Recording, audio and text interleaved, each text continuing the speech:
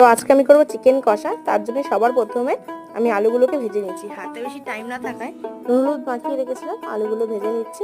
এইবার আমি এই তেলেই চিকেনগুলোকে ভেজে নেবো, তাহলে কি হবে তাড়াতাড়ি আমার চিকেন রান্নাটা কমপ্লিট হয়ে যাবে।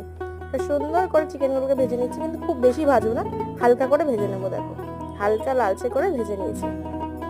ভাজাটা আমার প্রায় হয়ে গেছে সব কটা চিকেন। এই তেলের মধ্যে আমি দিয়ে দেবো গোটা জিরে ফোড়নের জন্য।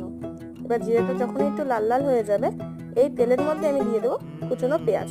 পেঁয়াজটাকে একটু ব্রাউনিশ করে ভেজে নেবো। পেঁয়াজটাও ভাজা হয়ে গেছে।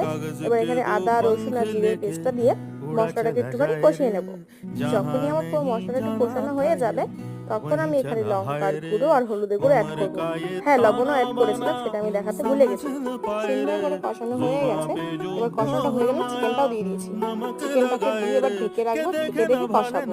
সুন্দরভাবে যখন আমার কষানো হয়ে যাবে, তখন আমি একটু বরের জন্য কষানো নামিয়ে নিয়েছি। বরকে এবার আমি দিয়ে দেখাচ্ছি।